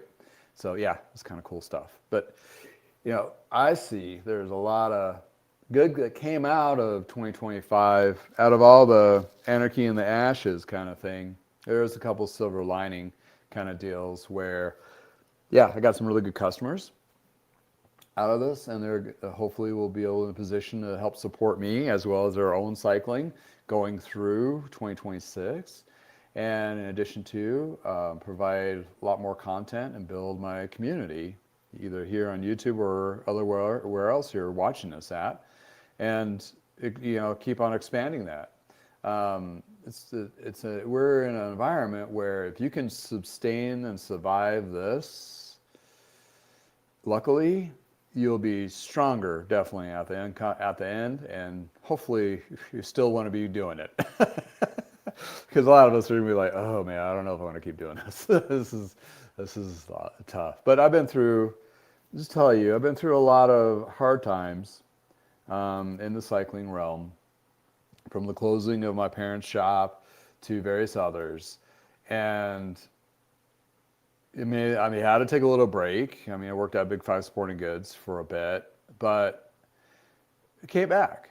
I enjoy doing it. And this is what I'm really passionate. And then I found a way, so far, it works for me. Like, this is what's working for me as my family dynamic, working from home, providing an income, building a community, taking learnings and still being passionate about it and enjoy what I'm doing. I'm older, I'm slower, but that doesn't mean I'm outdated or obsolete. And that's, I really found that finding this community here was an eye-opening and very warmly appreciated thing. So at the end of 2025, I'm pretty humble and very fortunate at where I'm at right now. Definitely a reality check. And having you watch this and support my channel, and what I do, this is completely awesome. I can't, there's challenges, the tough times and all that still had and gonna happen, but at the end of the day, it's all pretty good stuff. But want to show this real quick while I show up and show you what I'm working at. So it'll take me a minute here to move, but watch this while here we have a Easton carbon fork with a classic Jameis steel Reynolds 631 frame that's been basically untouched for a good part of a decade. We're going to do some serious detailing to see if we get this frame and fork to pop. By using these products from Adams, as well as Lithium Ceramic Slam with a 2-stack, 3-stack layering. Let's see what this is going to look like. First, we clean off all dirt and grime with all surface cleaner. Then we take the scratch and swirl with our Dremel pad to clean areas with scratches like this. Then we apply the compound.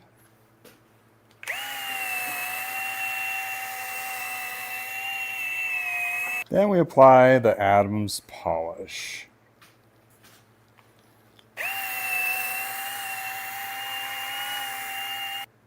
Once we get the desired polished finish that we're looking for, then we apply the ceramic coating. Coat the frame once and twice and let it sit for 4 hours, and check out this miraculous shine after the knockdown of the second stack. Here we have it, the final results of 2 stacked lithium ceramic coating. So looking at the deep candy-like coating of the clear coat that brought this frame back to life and to its original or better and new condition. I do this to all my frames that I resell. So yeah, check it out.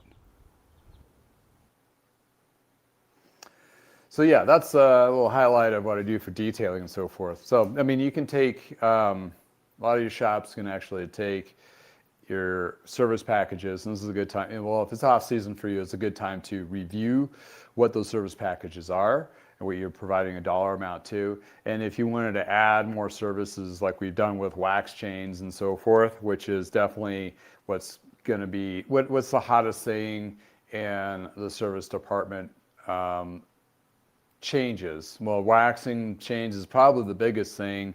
And then you have frame detailing, which is another possible opportunity to bring more of that quality service or quality outcome for those nicer high-end bikes, or even restoration style ish to that. So, prime example, I haven't done it yet to this guy, but it's all dingy and dirty still.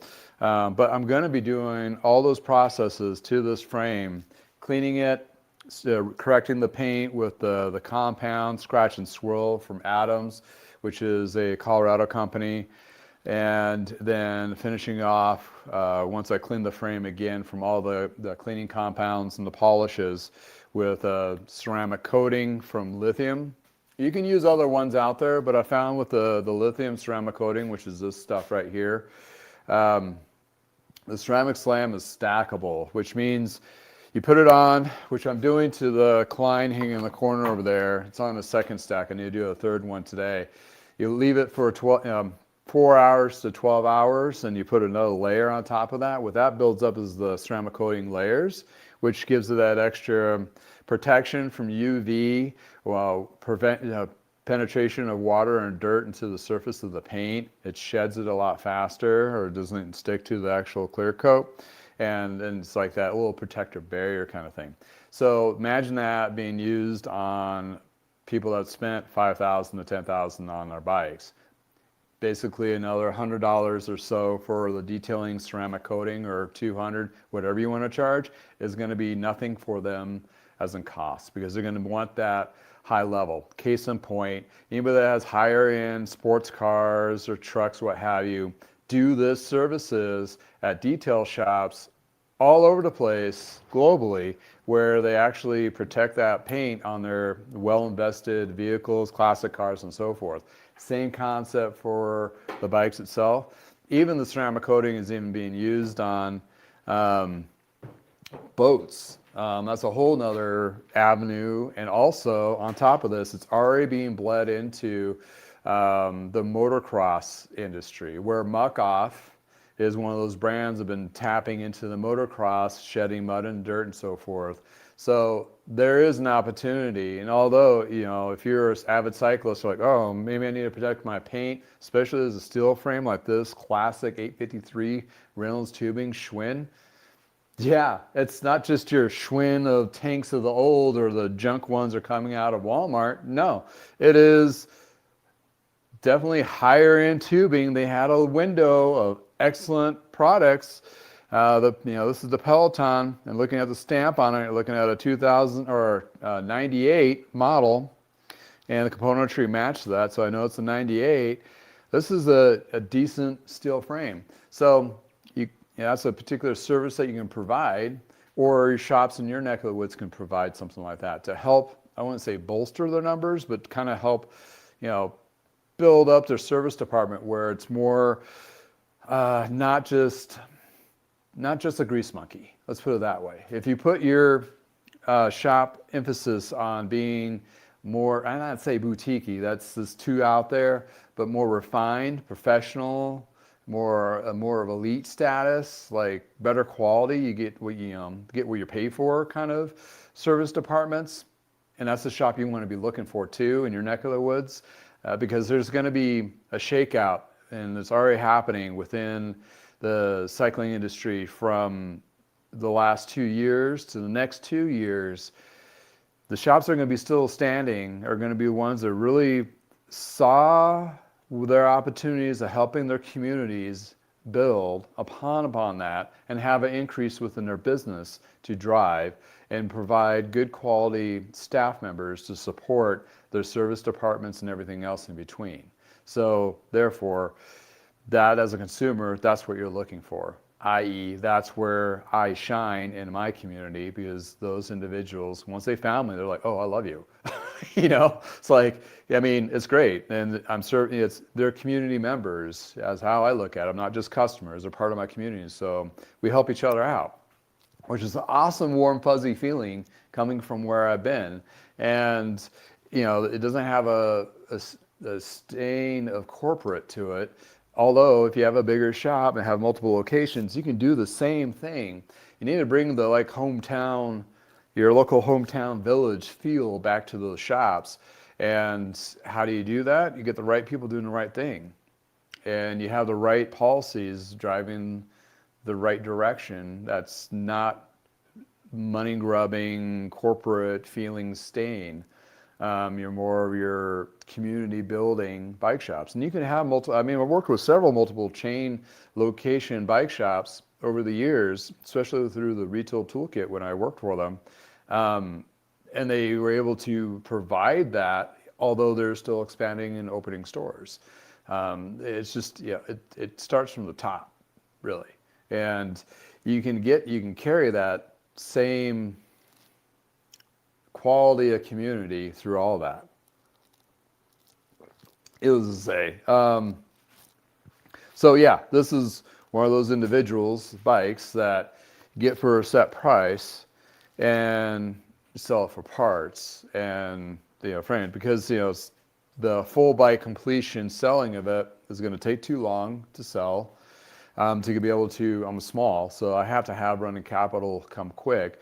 If I can't sell a bike within 30 to 60 days, that's, and I'm not going to complete it knowing that I'm going to have to tear it apart at some point. So that doesn't make any sense. So as a business perspective of it, yeah, I can sell this. Well, although somebody like, oh, I love that frame. What do you got to build it up? Then it's like, oh, okay, we can build it up. But in any case, and that doesn't happen very often. Most people are just looking for the frame and want to build it themselves as a pet project of their own, or they're looking for this particular tubing, whatever the case may be. So, but if you have an eye for what you're looking for in your market and what kind of bikes, that kind of thing, you can find some gems. Either you can refurbish yourself, put it together, or if you're a shop, you can take advantage and cherry pick the products that you're bringing in that inventory, and then making the money that you need to sustain and to be able to keep continuing servicing your community, right? So those are softer words of saying it's a good way of keeping yourself in business and employed, going through the troublesome times that were ahead of us, right? Trying to make it more warm and fuzzy feeling. But I mean, for example, on this guy, this particular frame and fork has been going for on eBay or on my website or what have you between $200 to $300. So you got that right there. The cranks on those, they're the FSA ones. those would probably be lucky to get $50. But the rear derailleur and the brakes, about, between the both of them, probably about $50 to $60. The shifters, if these are still in good shape, you can get around about $100 for them. And then the wheel set, if you luck out and the wheel set in a pretty condition, this has Ultegra hubs that really need to be cleaned. Maybe you have new fresh grease put them in the bearings and so forth. That can be another 100, 150. Okay, do mechanic math. I'm saying you can make about $500, $600 off of this bike as it sits. And, certain things like the whole CATA computer, that's gone. All the cages are all bent up, so those are gone. And, of course, if you got to always have a little bit of a buffer. So that's what a bike shop could utilize, the used, and they're using their service department. Okay, so they understand the service department of it, right? And I'm just going to be a teaser what I'm thinking about relaying out in a couple videos going forward. Hunting and finding those gold nuggets, opportunities, those shouldn't pass on opportunities. Guess what? I got a Palomino Klein for $150 yesterday. The opportunities are there. Haven't gone through it yet. It could be a money toilet, but 150 is a really small risk amount on something that I can at least get my money back out of it. Let's put it that way. There's really not a risk. Maybe a little bit of time, right? So one aspect is like, okay, how do you find and vet the products that you want to refurbish? And let's call it refurbishing because you're cleaning the parts, you're taking the derailleurs completely apart, jockey pulleys, wheels apart, cleaning everything, making sure it's functioning, inspection, and all that. Good quality, certified, refurbished parts, right? That's what you're looking for when you're looking to buy from anybody used parts and so forth. Have they been refurbished? Does the verbiage say been gone through, cleaned, ultrasonic cleaned, checked, inspected, blah, blah, blah. Those things are very important. Not just, here's a derailleur I found in my junk drawer. I don't know if it works. Then again, the price will dictate that. But in any case, so how you find and vet those? If you're a bike shop, you actually have a golden opportunity because you have a customer base. You can have what they used to, what was the name of the outfit? They're out East Coast. I forget what they're called. But basically what it was is they would have a trade-in day, like a weekend or one day event. It was an event. They promoted it. Bring it in, we'll trade in your bikes. And they looked for bikes and clothing and whatever was bike related. They would give a low ball price to all these people of buying their stuff. And they turn around to the bike shop and give them a check for the stuff that they just bought. And what they did is got the customer would just get store credit. So you get a store credit from the trade-in. So the bike shop, paid somebody, and they get store credit at the end of the day. So essentially, your shop is going to continue to grow. The trade-in guys, that's what it's called. And they took that product and they sold it all over the place. I'm not sure. They did it for a while, but I don't know if they're doing it anymore or they liquidated it or got sold or what have you. You can do the same concept in your own store. You have a trade-in event. This is a great time to do it, off-season. Trade-in event, the only thing you're giving out is store credit. So you're not really giving any money away, but you're getting a whole bunch of inventory where your staff can start cleaning apart and doing their thing with. The second part of that is, okay, once you figure out how to acquisition bikes, either cherry picking them or event, then you got to do the process of cleaning, get them prepped and all that, and polished and detailed and inspected. Okay, so this is where the service department stops, and this is where your sell department starts. That could be the same person, or your sales staff that's been sitting there for the last month and a half on their phone going, oh, no customers coming in, nobody's ringing the phone, I'm just going to sit here. They're bench warmers. That's what they are right now.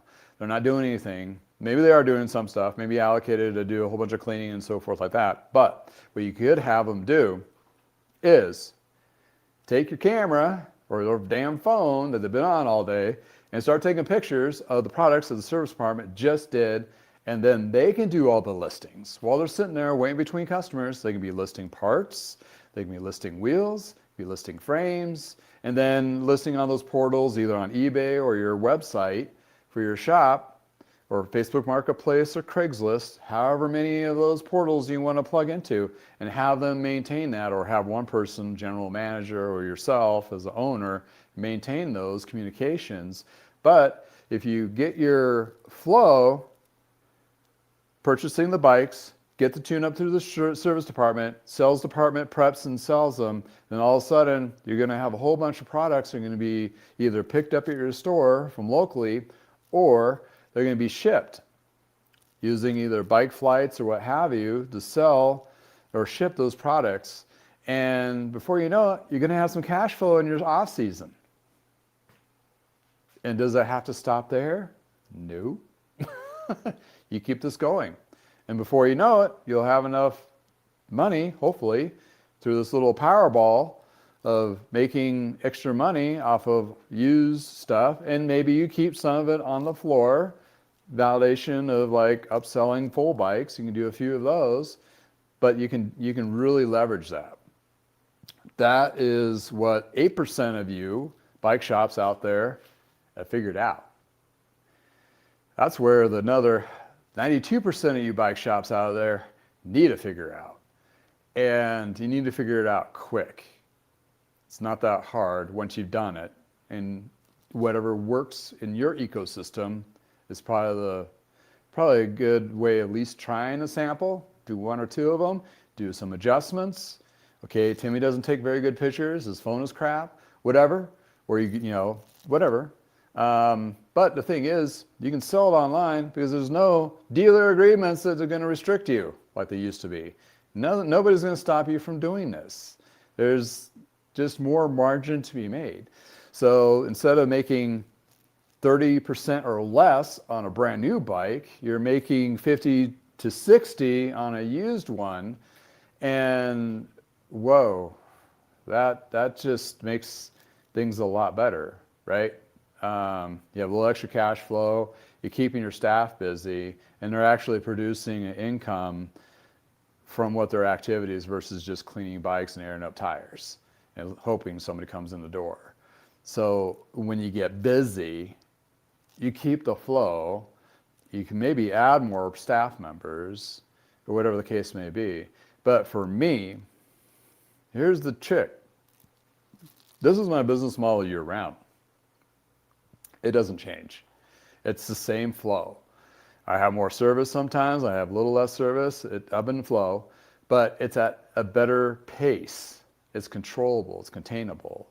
And it does produce a profit to a point where you can sustain and still support your community, cycling community, that kind of thing. In any case, let me know what you think. If you've done it in your shop, is your shops in your neck of the woods doing this kind of thing? Are they looking for, or you go in your shop and you got a bike shop owner just their hands in their head is in their hands and just like crying, like, I don't know what to do. I mean, there's things you can still do to some level, but when you open that door to shipping, and if you really get bold and you do international shipping, there's a lot of risk to that. But if you do go that direction, you can still sell units, and that becomes, your business is no longer dependent upon location. It's dependent upon where you market. So, there's some shops that have made a total business out of it, and they're doing quietly really well. So it may be something that you really want to do, but it might be something you really need to do or have to do to get through these little rough times. That's the direction that I've enlightened and shifted gears to in 2025. So in 2026, it's probably going to be a little more of the same on that aspect of it, but it's hopefully, the social media thing doesn't pay a lot. You're not getting a lot of money out of it. It's more for me an investment for long term. But when it comes down to dollars to donuts, I need to crank out some income. this is what I'm doubling down on, because this is what I can do while I'm waiting for those tune-ups to come back in or fill in those spots, or opportunities for people to buy in the full bikes at some later date. This is what's going to keep the lights on. This is what's going to keep me busy. This is what I'm going to keep providing a ability of giving that service, community, building up that community, that kind of thing. And what you get known for, there's a couple eBay sellers, that's what they're known for. I mean, their names are like, I see them all the time when I'm looking for stuff or listing things, comparing prices and so forth. I'm like, oh, and they have thousands and thousands of parts. And this is what they do. And good for them. They built up their business to be that big. It's not something I want to be solely all to do, but is what's going to help me do what I want to continue doing. And hopefully I can work a little less and ride a little more. That's what I got, or maybe, the top of the hour or top of 2 hours ago, bowl some, afford my bowling addiction.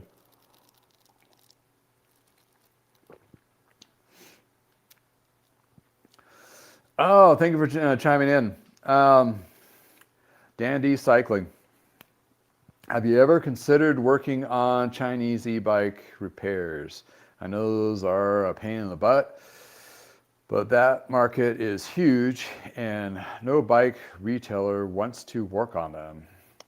Talking about those 20-inch bikes, many brands use the same template for the bike and change a few things, and makes them unique. But at the end of the day, those are all the same. So for me, I'm not in the e-bike genre. Thankfully for now, for what I do, I'm busy enough doing what I'm doing to not have to go in that direction. That would be a direction I would look into if I was finding that service is completely flat. I was finding that refurbishing bike parts, bikes, and so forth was dead. Yes, I would look into that. But what I'm doing, that's my niche. But the buyer beware, or the service beware of that portion of it is, learning from my buddy Precision e-bike, Josh, some of those bike companies you can't get parts for. They don't provide parts available. So that really kind of ends that ability of working on those particular brands or models. So you got to be cautious about that. And also a couple other parts. One big part is that particular service you have to have the correct insurance for. In other words, your insurance has to be up to supporting e-bike batteries and motors. I don't think my insurance covers that. So I'd have to either pay for extension for more expensive, or when I re-up, redo that. That's a big liability, because it's not just you having the bike maybe catch on fire in your shop, it's also what you work on that goes out the door that has a liability to it. Those numbers can get pretty expensive, so you have to be mindful of that. Also, there's another whole layer is technical skill. That's not your typical bike limit screw, chain braking, cassette removing, wheel truing experience. You're talking about motors and batteries, which is a whole nother subset of learning. So you have to do specific training on those. There's certifications from Bosch and other brands. But when you're looking at servicing those cheaper ones, yeah, you could, if your market kind of is that, if you're willing to work on that or need to work on that. Case in point, Aaron at Go Grava in Pennsylvania. He has a channel too. And his bike shop, he's a newer shop, been around for about 2 years now. Started off thinking the shop's going to be one thing. Now what has evolved today is a lot of service of e-bikes and e-scooters. And him and Aaron and another Aaron, which is basically an electrician, learned and figured out how to service on a lot of these. And they're basically tested out what is viable for a bike shop to do that makes a profit to stuff that they have to cut out and basically say, sorry, we can't work on that. So for me personally, for what I do, I don't need to go in that direction, and nor is my niche in that direction. But if you're a shop and you're thinking about those lower end scooters or e-bikes, it's kind of a wild west is probably the best way of putting it.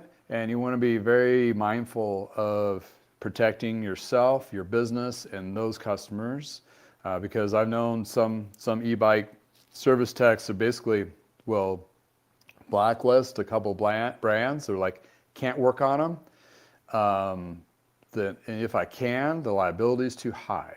There is that risk factor, which is unfortunate, but that's what's been kind of pumped in to United States market so fast at the beginning, where when they did the adjustment for the de minimis, it really, or regulations for the e-bikes or batteries have been so far behind that there's been a huge flood of those in the market, where essentially just a lot of them probably just need to be disposed correctly.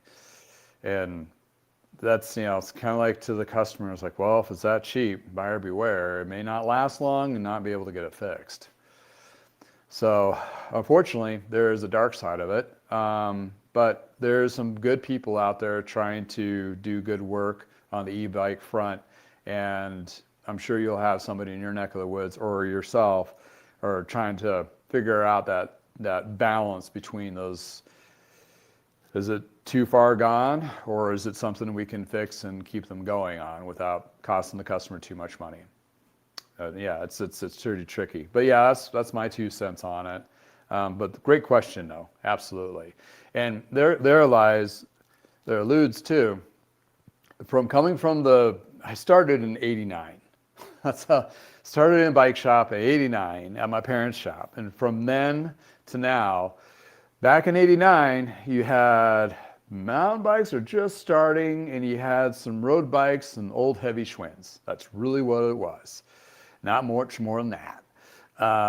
And servicing them was pretty darn straightforward. I mean, 7, 8 speeds was about it. Cantilever brakes, that was it. No suspension, none of that. Well, fast forward today, the cycling industry, if you wanted to look at a picture, is about 6 inches. If you compare it today, it's about 3 yards, right? So many different variations, so many different niches, from triathlon to road-centric to gravel-centric to just recreational commuting family bike shops. You have mountain bike light, then you have mountain bike intense, and then you still have some of that BMX niche or X Games style. And so you have, and then on top of all of that, you have all those brands have different variations of people like more steel or more on the carbon, or e-bike electric assist to then you got electronic shifting and all those things, right?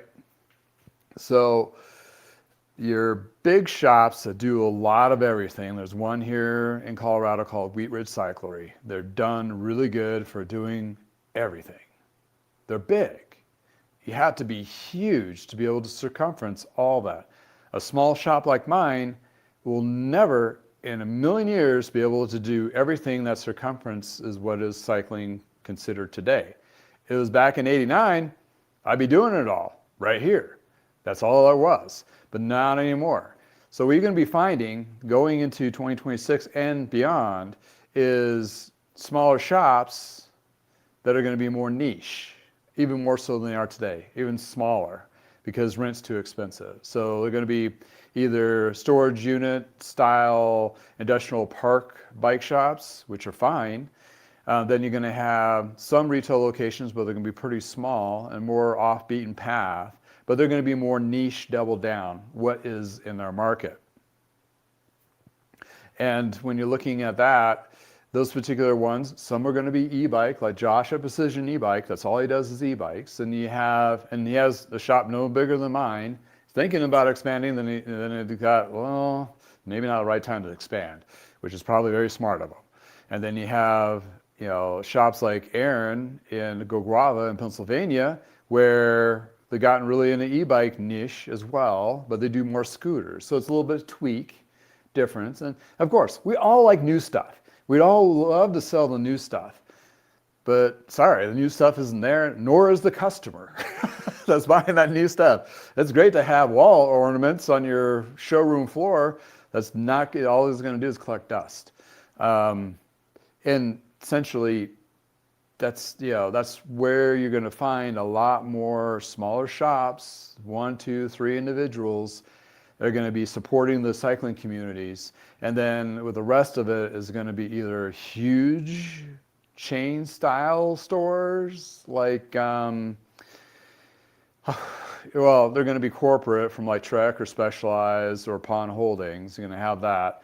And then you have the in between, which is the Wheat Ridge Cycle, which they have 2 locations, but the really big location, one's one really big locations, like Bike Mark down in Dallas-Fort Worth area, really good crew, really good people owning that. Wheel and Sprocket in the Milwaukee and the Chicago area, really great, multiple locations, but really a family feel.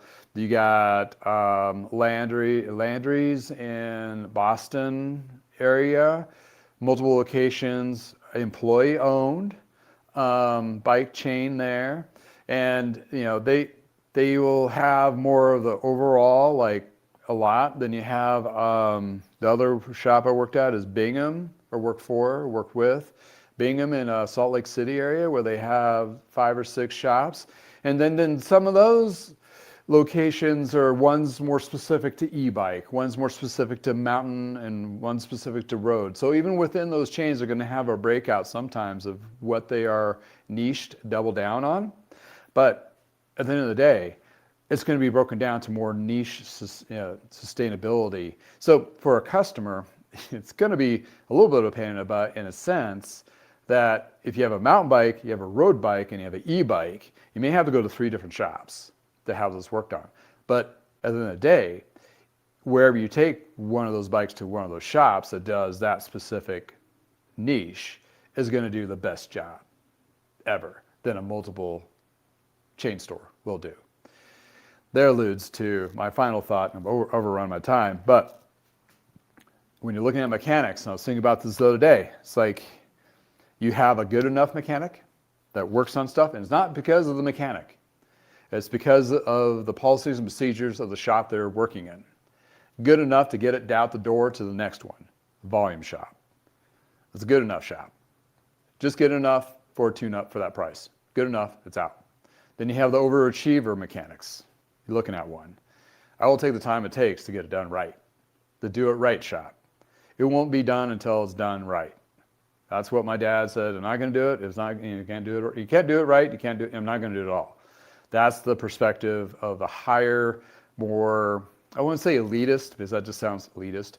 More, more caring, more, it's also based on the shop environment itself too. I don't do volume. I do quality over quantity. Therefore, hopefully you'll get a better tune-up out of what I do. I mean, if good enough is all you have in your neighborhood, that's fine. But some of those higher quality, more precise, precision, I got to get a better word for it, shop, service department, you're going to, might take a little longer, may cost a little bit more, but you're going to get a better outcome out of it every time. Because guess what?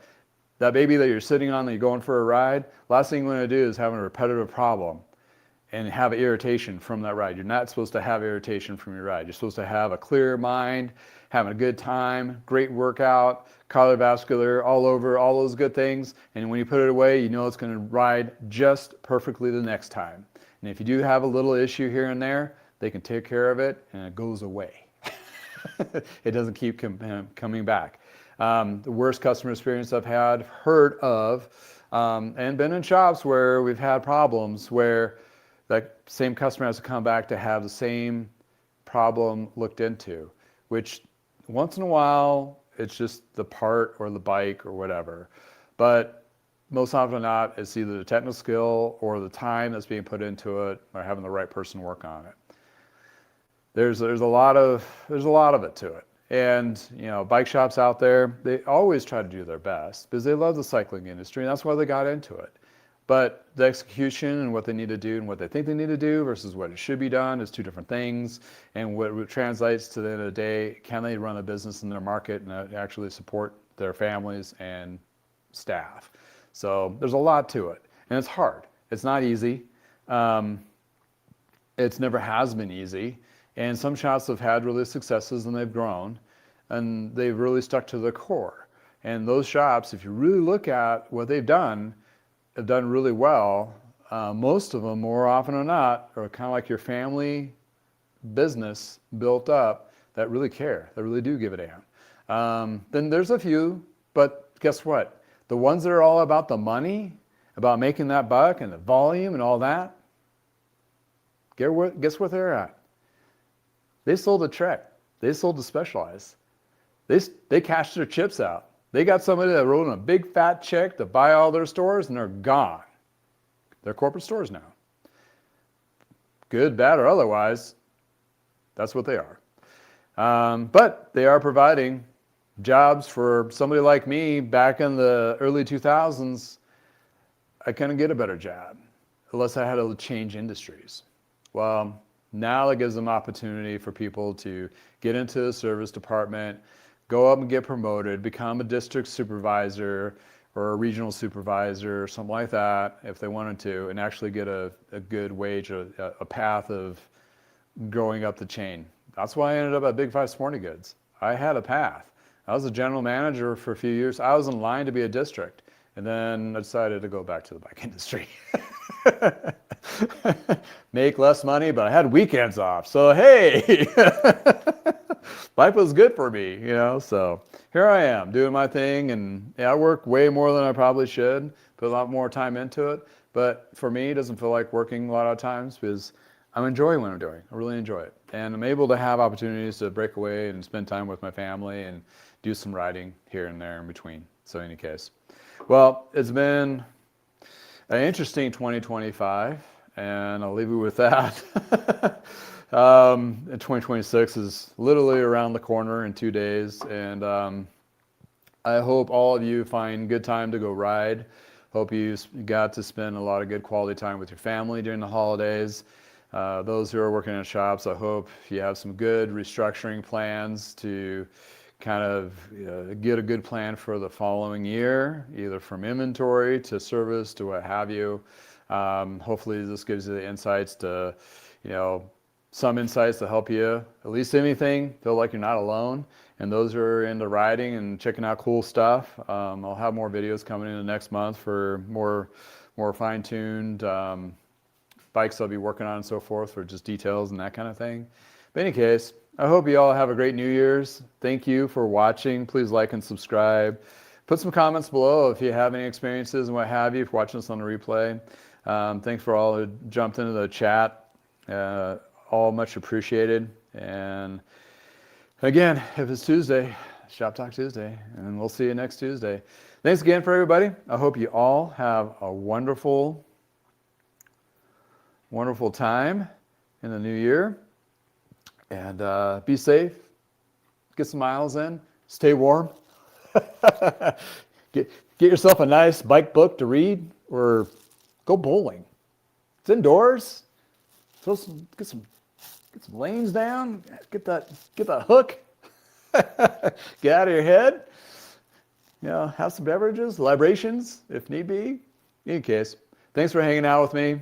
Thank you all for helping makes this happen, so much appreciated.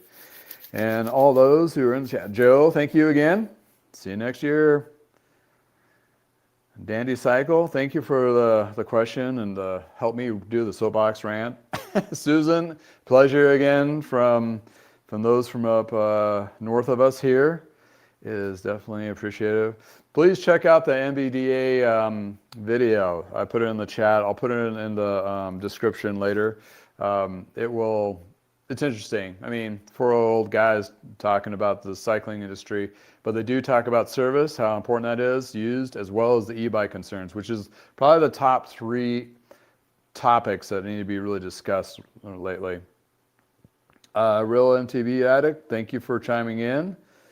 Let's Cam 51, thank you from Idaho. William Brown, thank you for joining in too. And topping it off between William is, I'm gonna definitely Prosciutto Biscuit from Vienna, Austria. That's probably the first one out today. Thanks for chiming in. Hopefully I filled in some of your questions. If you have any additional questions, throw it in the description, or not description, the comments below. I'll try to address any of those if you guys have any other questions. If not, be here next Tuesday, and I will try to get to them live. Thanks again. Have a good one. I have to go do some fun stuff with my daughter. She's off today from school, so, winter break. Maybe I can get her to go bowling. We did swimming yesterday. Indoor swimming, of course.